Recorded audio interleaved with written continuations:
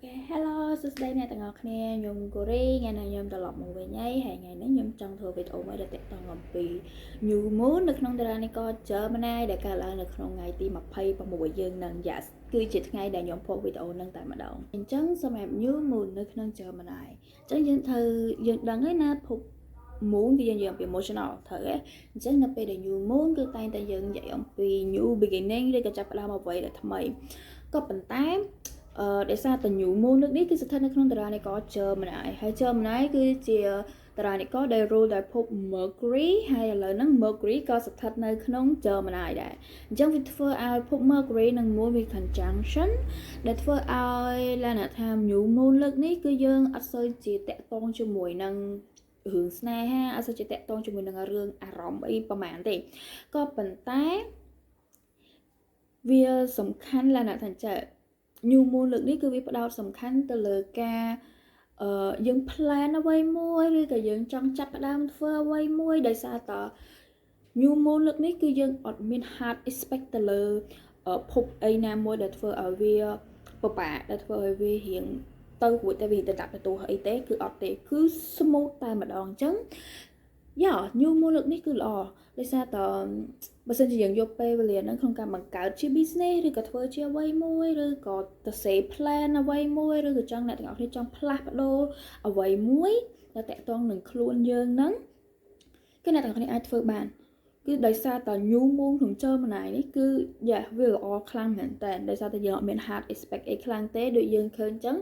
Mercury conjunction ជាមួយនឹង Moon ទៀតអញ្ចឹងវាធ្វើឲ្យ communication របស់យើងគឺវា smooth ទៅល្អដោយសារតែភព Mercury គឺស្ថិតនៅក្នុង Gemini ដូចគ្នាដែលវាជាruler លក្ខណៈថាជាផ្ទះវានៅតារានិកហ្នឹងគឺវានៅក្នុងភពដែលជាផ្ទះរបស់ខ្លួនឯងហ្មងអញ្ចឹងគឺវា comfortable គឺវា smooth ទៅតែម្ដងអញ្ចឹងទាំងការគិតទាំងការនិយាយស្ដីគឺវារៀង smooth ការ communication ការនិយាយសន្ទនាគ្នាគឺវា smooth ទៅល្អហើយវាមិនត្រឹមតែប៉ុណ្ណោះទេគឺថា Jupiter ជាភពដែលតាក់ទងជាមួយនឹង expansion តាក់ទងជាមួយនឹងwell តាក់ទងជាមួយនឹងសំណាងតាក់ទងជាមួយនឹងអីហ្នឹងគឺស្ថិតនៅក្នុង Gemini ដូចគ្នាអញ្ចឹងហើយធ្វើឲ្យ New Moon មួយនេះបើសិនជាអ្នកទាំងអស់គ្នាចង់បង្កើតអ្វីដែលថ្មីចង់ធ្វើអ្វីដែលថ្មីក្នុងកំឡុងពេលហ្នឹងគឺជា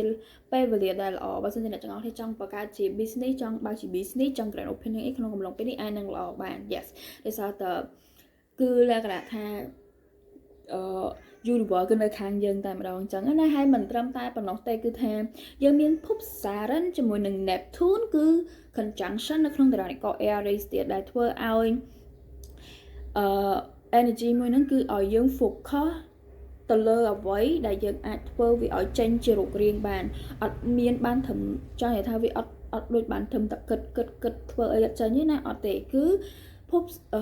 Saturn conjunction Neptune ហ្នឹងគឺនឹងធ្វើឲ្យយើងហ្នឹងចាប់ផ្ដើមធ្វើសកម្មភាពយកតែម្ដងទៅលើអ្វីដែលយើងចង់បានដូចខ្ញុំបាននិយាយពីលើកមុនតទៅជាមួយនឹងភព Saturn ហ្នឹងហើយភព Saturn នៅក្នុងតារានិក Aries គឺខ្ញុំបាននិយាយហើយបើសិនជាអ្នកទាំងអស់គ្នាចង់ឲ្យខ្ញុំនិយាយអំពី Saturn ជាមួយនឹង Neptune នៅក្នុង Aries បន្តអូខេចាំខ្ញុំធ្វើវីដេអូមួយទៀតដើម្បីឲ្យស្រួលយល់ប៉ុន្តែ yes New Moon មួយនេះគឺល្អសម្រាប់អ្នកទាំងអស់គ្នាដោយសារតែយើងអត់មាន hard expect អីខ្លាំងទេគឺថាយើងវាស្រួលខ្លាំងមែនតើហ្មងយើងចង់ធ្វើអីគឺវាស្រួលហ្មងអញ្ចឹងណាអញ្ចឹងបើសិនជាអ្នកទាំងអស់គ្នាឡានថាអូឥឡូវហ្នឹងអត់ទាន់បានបង្កើតជា business អីទេប៉ុន្តែមានចង់ធ្វើជា business ប៉ុន្តែឥឡូវបង្កើតអត់ទាន់អ្នកទាំងអស់គ្នាអាចយកពេលវេលាដែលជា New Moon នៅក្នុង Gemini នេះគឺរៀប plan yes យើងរៀប plan យើងគិតថាតើយើងគូដើមពីជំហានណាទៅជំហានណាទៅជំហានណាបានដោយសារតែ Gemini គឺតាក់ទងជាមួយនឹងការរៀប plan ច្រើនភព Mercury ការគិតការរៀប plan ដើម្បីឲ្យទៅមុខចឹងណាអញ្ចឹងបើសិនជាអ្នកទាំងអស់គ្នាអត់ទាន់បានបើកជា business អីទេប៉ុន្តែគ្រាន់តែមានគំនិតក្នុងការបើកអ្នកទាំងអស់គ្នាអាចទៅ say plan ចាប់ពីពេលនេះទៅហើយបើសិនតាក់ទងជាមួយនឹងការ manifest អ្នកទាំងអស់គ្នាអាច yes យកកំឡុងពេលនេះអាច manifest បានគឺល្អ yes រាល់ដងខ្ញុំមិន recommend ឲ្យ manifest អីទេត្រូវអត់អញ្ចឹងសម្រាប់ពេលនេះអ្នកទាំងអស់គ្នាអាច manifest បានអាចទៅ say ជាអ្វីដែលយើងចង់បានយើងនេះអីចឹងទៅ yes manifest method ដែលអ្នកទាំងអស់គ្នាគិតថាអ្នកទាំងអស់គ្នាចង់សាអាចធ្វើបានដោយសារតែ New Moon នេះគឺវាអំណោយផលល្អខ្លាំងមែនតើហ្មងហើយyes ជាពិសេសបើអ្នកទាំងអស់គ្នាចង់ manifest ខ្ញុំគិតថាកំឡុងពេលនេះ manifest តាក់ទងជាមួយនឹងរឿងលុយកាក់គឺល្អយ៉ា គឺវាល្អដោយសារតែដូចខ្ញុំបាននិយាយមុនហ្នឹងអញ្ចឹងគឺវាអត់ new mood លើកនេះគឺវាអត់សូវតាក់ទងជាមួយនឹង emotional របស់យើងហ្មងនេះគឺតាក់ទងជាមួយនឹង logic តាក់ទងជាមួយនឹងនិយាយចំហេតុផលឬក៏ការរស់ស៊ីរលួយការគិតទៅអនាគតអីចឹងទៅ yes អូខេអញ្ចឹងខ្ញុំនឹងនិយាយអំពី rising sign ជូនអ្នកទាំងអស់គ្នាថា rising sign របស់អ្នកទាំងអស់គ្នាត្រូវ Gemini នៅក្នុង new moon ក្នុង Gemini នៅ6 degree នេះគឺវាមានរឿងកន្លែងណាជួយឲ្យអ្នកទាំងអស់គ្នាឬក៏អាចនិយាយបានថាទីតាំងកន្លែងណាដែលអ្នកទាំងអស់គ្នាមានសំណាងក្នុងកំឡុងពេល new moon ឡើងអញ្ចឹងណាអូខេអញ្ចឹងយើង start អំពីAries rising អញ្ចឹង Aries rising Gemini គឺស្ថិតនៅក្នុងផ្ទះទី3របស់អ្នកទាំងអស់គ្នាដែលតាក់ទងជាមួយនឹង day to day life តាក់ទងជាមួយនឹងជីវិតប្រចាំថ្ងៃ routine communication តាក់ទងជាមួយនឹងការគិតជាមួយនឹងអីហ្នឹងអញ្ចឹងអ្នកទាំងអស់គ្នាអាចយកពេលវេលានេះរៀបចំ plan ឬក៏បើសិនជាអ្នកទាំងអស់គ្នាចង់ធ្វើជា business អញ្ចឹងយើងត្រូវរៀបចំ plan ថាជាពីមួយថ្ងៃទៅមួយថ្ងៃយើងត្រូវធ្វើអីខ្លះដើម្បីយើងឈានចូលទៅយក business ហ្នឹងអញ្ចឹងនៅក្នុងកំឡុងពេលហ្នឹងបើសិនជាអ្នកទាំងអស់គ្នាចង់តាក់ទងជាមួយនឹងនិយាយស្ដីអ្វីមួយដើម្បីឲ្យគេស្រួលយល់ក៏ពេលវេលានេះគឺជាពេលវេលាល្អសម្រាប់របស់អ្នកទាំងអស់គ្នាដែរគឺថាការនិយាយស្ដីរបស់អ្នកទាំងអស់គ្នាគឺទៅចេញទៅគឺរៀង smooth យកតែម្ដងយ៉ាហើយបើសិនជាអ្នកទាំងអស់គ្នាតាក់ទងជាមួយនឹងជីវិតប្រចាំថ្ងៃអ្នកទាំងអស់គ្នាទម្លាប់ប្រចាំថ្ងៃរបស់អ្នកទាំងអស់គ្នាហ្នឹងបើអ្នកទាំងអស់គ្នាចង់ផ្លាស់ប្ដូរទម្លាប់ប្រចាំថ្ងៃរបស់អ្នកទាំងអស់គ្នាអាចយកពេលវេលានេះដើម្បីផ្លាស់ប្ដូរបានគិតហើយយើងទៅសេថាយើងគួរតែផ្លាស់ប្ដូរទម្លាប់អីខ្លះយើងធ្វើអីខ្លះអញ្ចឹងកំឡុងពេលនេះគឺល្អសម្រាប់របស់អ្នកទាំងអស់គ្នាណាសម្រាប់ Aries rising អូខេអញ្ចឹងយើងចូលទៅដល់ Taurus rising អញ្ចឹងសម្រាប់ Taurus rising Gemini គឺស្ថិតនៅក្នុងផ្ទះទី2របស់អ្នកទាំងអស់គ្នាដែលតាក់ទងជាមួយនឹង income តាក់ទងជាមួយនឹង skill តាក់ទងជាមួយនឹង self value អញ្ចឹងបើសិនជាអ្នកទាំងអស់គ្នាចង់រកចំណូលបន្ថែម new income stream តាក់ទងជាមួយនឹងជំនាញឬក៏ចំណូលបន្ថែមអ្នកទាំងអស់គ្នាអាចធ្វើបានបើសិនជាក្នុងកំឡុងពេលនេះអ្នកទាំងអស់គ្នាចង់ធ្វើជា business ចង់បង្កើតជា business អូខេអ្នកទាំងអស់គ្នាអាចធ្វើបានបើសិនជាអ្នកទាំងអស់គ្នាអត់ទាន់មានលទ្ធភាពក្នុងការបើកជា business ទេប៉ុន្តែអ្នកទាំងអស់គ្នាមាន idea ក្នុងការបង្កើតជា business អ្នកទាំងអស់គ្នាអាចទៅ share idea ហ្នឹងទៅ share គំនិតរបស់អ្នកទាំងអស់គ្នាហ្នឹងទៅសេវាចេញមកហើយរៀបចំ plan វាថាយើងគួរតែធ្វើពីណាទៅណាយើងចាប់ផ្ដើមពីណាទៅណាទៅមុនណាដោយដែលខ្ញុំបាននិយាយចឹងដោយសារតែសារឹងគឺស្ថិតនៅក្នុងតារានិក Aries អញ្ចឹងគឺទាមទារឲ្យយើងហ្នឹងធ្វើឲ្យរៀបចំ plan ឲ្យត្រូវអញ្ចឹងអ្នកទាំងអស់គ្នាដែលជា Taurus rising បើចង់បង្កើតជា business គួរតែរៀបចំ plan ឲ្យបានត្រឹមត្រូវកុំធ្វើតែមានអារម្មណ៍មួយឆាវ yes អញ្ចឹងក្នុងពេលវេលានេះបើសិនជាអ្នកទាំងអស់គ្នាមាន idea អ្វីមួយហើយគួរតែធ្វើទៅហើយបើសិនជាអ្នកទាំងអស់គ្នាចង់ទៅរៀនតាក់ទងជាមួយនឹងជំនាញអ្វីមួយដែលធ្វើឲ្យអ្នកទាំងអស់គ្នាលក្ខណៈថាអ្នកទាំងអស់គ្នារៀនជំនាញហ្នឹងទៅអាចជួយឲ្យអ្នកទាំងអស់គ្នារកលុយរកចំណូលបានច្រើនជាងមុនក្នុងពេលវេលានេះគឺល្អអ្នកទាំងអស់គ្នាអាចសម្រាប់ចិត្តទៅរៀនសម្រាប់ skill ហ្នឹងបានអញ្ចឹងណាហ្នឹងឯងអូខេសម្រាប់ Gemini rising បើសិនជាអ្នកទាំងអស់គ្នាមករយៈមុនមានអារម្មណ៍ថាចង់ផ្លាស់ប្ដូរខ្លួនឯង yes កំឡុងពេលវេលានេះគឺជាពេលវេលាដែលល្អសម្រាប់អ្នកទាំងអស់គ្នាអាចផ្លាស់ប្ដូរខ្លួនឯងបានទាំងរូបរាងកាយខាងក្រៅទាំងអត្តចរិតណាមួយដែលអ្នកទាំងអស់គ្នាចង់ផ្លាស់ប្ដូរខ្លួនឯងថ្មីអ្នកទាំងអស់គ្នាគួរតែធ្វើបានយ៉ាកំឡុងពេលនេះគឺល្អសម្រាប់អ្នកទាំងអស់គ្នាសម្រាប់អ្នកដែលគាត់មាន Gemini rising បើសិនជាអ្នកទាំងអស់គ្នាចង់ផ្លាស់ប្ដូរអ្វីដែលថ្មីដូចជាខ្លួនឯងឬក៏អត្តចរិតណាមួយឬក៏ជាទម្លាប់ណាមួយដែលមិនល្អឬក៏រឿងអ្វីមួយដែលតាក់ទងជាមួយលើអ្នកទាំងអស់គ្នាតែម្ដងណាហ្នឹងហើយតាក់ទងនឹងខ្លួនយើងតែម្ដងមិនថាខាងក្នុងមិនថាខាងក្រៅបើសិនជាអ្នកទាំងអស់គ្នាចង់ផ្លាស់ប្ដូរអ្វីណាមួយផ្លាស់ប្ដូរបានអូខេសម្រាប់ Cancer rising គឺ Gemini ស្ថិតនៅក្នុងផ្ទះទី12របស់អ្នកទាំងអស់គ្នាដែលតាក់ទងជាមួយនឹង mental health តាក់ទងជាមួយនឹងភាគច្រើនគឺតាក់ទងជាមួយ mental health អញ្ចឹងសម្រាប់ Cancer rising អាចលក្ខណៈថាគាត់អាចនឹងចាប់ផ្ដើមផ្ដោតណាបើសិនជាអ្នកទាំងអស់គ្នាចង់មើលថែផ្លូវអារម្មណ៍ខ្លួនឯងល្អជាងមុនដែលថាចង់ទៅឧទាហរណ៍ថាចង់ទៅសមាធិឬក៏ចង់ទៅនិយាយចង់ធ្វើអ្វីមួយឲ្យតែអារម្មណ៍អ្នកទាំងអស់គ្នាស្ងប់តែអ្នកទាំងអស់គ្នាអត់ទាន់បានធ្វើពីមុនណាអ្នកទាំងអស់គ្នាយកពេលវេលានេះធ្វើបាន yes ហើយអ្នកទាំងអស់គ្នាអាចនឹងយកពេលវេលានេះ take care ផ្លូវអារម្មណ៍ទាំងផ្លូវកាយផងដែរក្នុងកំឡុងពេលហ្នឹងគឺល្អអ្នកទាំងអស់គ្នាគួរតែអាចនឹងរៀបចំ plan ធ្វើអ្វីមួយឬក៏រៀបចំ plan ទៅណាដើម្បីឲ្យខ្លួនឯងរៀង relax ជាងមុនឲ្យមានអារម្មណ៍ថាខ្លួនឯងស្រស់ស្រាយជាងមុនអញ្ចឹងណាអូខេអញ្ចឹងពេលវេលានេះគឺល្អបើថាពេលមុនអ្នកទាំងអស់គ្នាអាចនឹង អត់មានពេលយ៉ាឆ្លៀតពេលនេះធ្វើទៅអ្នកទាំងអស់គ្នានឹងមានអារម្មណ៍ស្រស់ស្រាយជាងមុនបើសិនជាមករយៈមុនអ្នកទាំងអស់គ្នារៀងស្រេះរៀង stress រៀងអីចឹងណាហ្នឹងហើយយ៉ាអូខេសម្រាប់ Leo Rising សម្រាប់ Leo Rising ចូលម្នាក់គឺស្ថិតនៅក្នុងផ្ទះទី11របស់អ្នកទាំងអស់គ្នាដែលនិយាយអំពី networking friend group organization ឬក៏ social friend អីចឹងទៅអញ្ចឹងអាចនិយាយបានថានៅក្នុងកំឡុងពេលនេះអាចនឹងអ្នកទាំងអស់គ្នាចូលចាប់ផ្ដើមចូលទៅក្នុងorganization មួយដែលថ្មីឬក៏អាចនិយាយបានថាអ្នកទាំងអស់គ្នាជួបមនុស្សដែល friend group ដែលថ្មីដែលអាចជួយឲ្យអ្នកទាំងអស់គ្នាប្រសើរជាងមុនអីចឹងទៅចាឬក៏អាចនឹងអ្នកទាំងអស់គ្នារៀងបើយ៉ាហើយមួយទៀតបើសិនជាក្នុងកំឡុងពេលនេះបើសិនជាអ្នកទាំងអស់គ្នាអាសាចេញទៅក្រៅជួបមិត្តភ័ក្តិដែលថ្មីជួបបុគ្គលណាថ្មីជាច្រើនគឺល្អដោយសារអី network គឺស្មើនឹង network អូខេអញ្ចឹងកំឡុងពេលនេះអ្នកទាំងអស់គ្នាល្អមានសំណាងតាក់ទងជាមួយនឹងការធ្វើ networking អញ្ចឹងនៅពេលដែលយើងមាន networking ល្អចំណូលយើងក៏ដូចគ្នា network របស់យើងក៏ yes ដូច្នេះអូខេអញ្ចឹង Virgo Rising សម្រាប់ Virgo Rising ចាំណែគឺស្ថិតនៅក្នុងផ្ទះទី10របស់អ្នកទាំងអស់គ្នាដែលតាក់ទងជាមួយនឹងជីវិតការងារអាចនឹងនិយាយបានថាបើសិនជាអ្នកទាំងអស់គ្នាមាន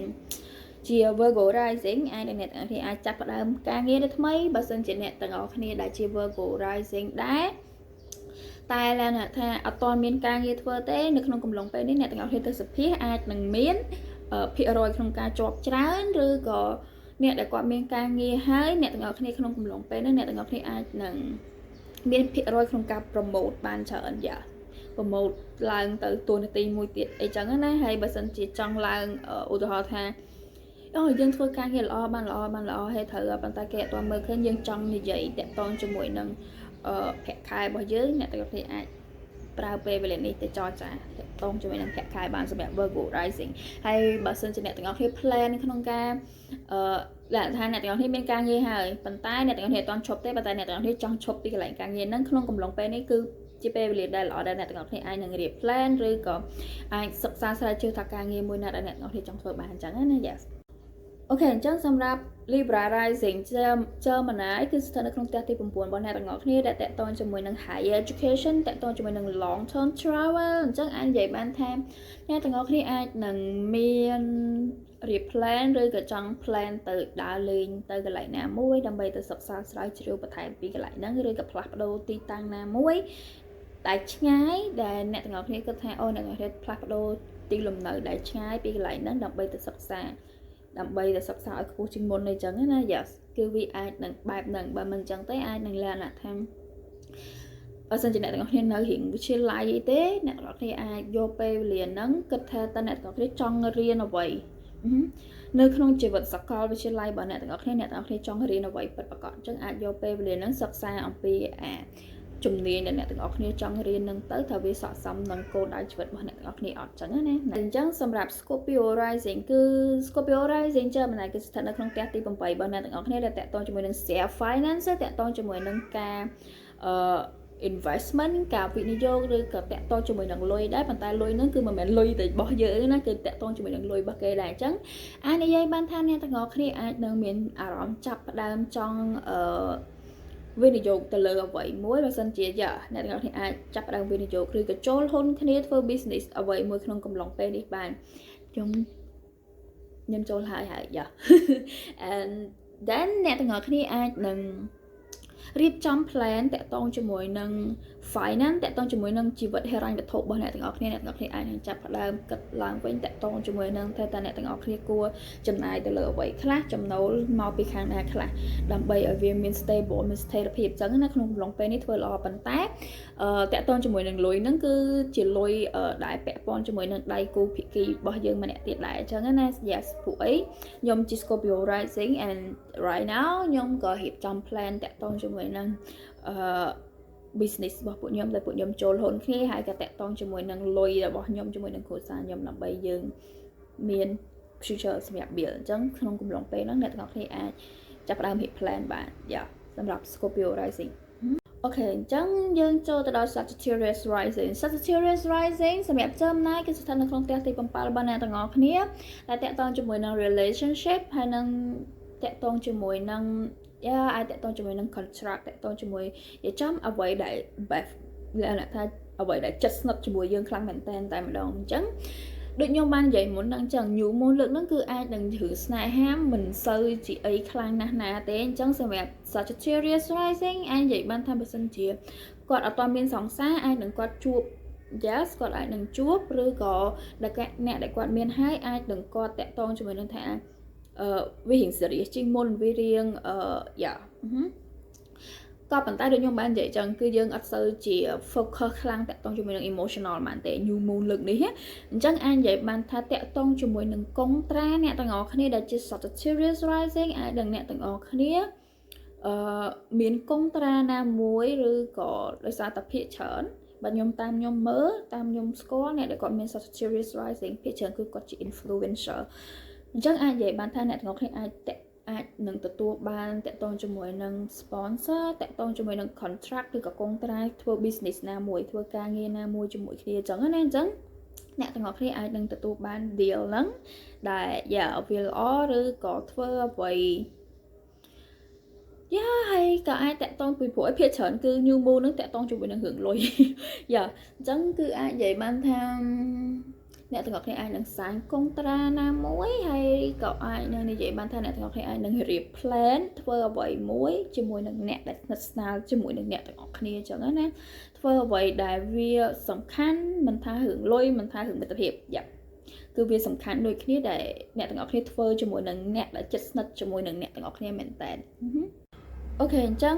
សម្រាប់ Capricorn rising ចំណាយគឺស្ថិតនៅក្នុងផ្ទះទី6របស់អ្នកទាំងអស់គ្នាដែលតាក់ទងជាមួយនឹងសុខភាពអញ្ចឹងអាចនិយាយបានថាអ្នកទាំងអស់គ្នាអាចនឹងរៀប plan អ្វីមួយតាក់ទងជាមួយនឹងការហាត់ប្រាណតាក់ទងជាមួយនឹងការតមអាហារនិយាយចំតាក់ទងជាមួយនឹងសុខភាពរបស់អ្នកទាំងអស់គ្នាហ្មងហើយអាចនឹង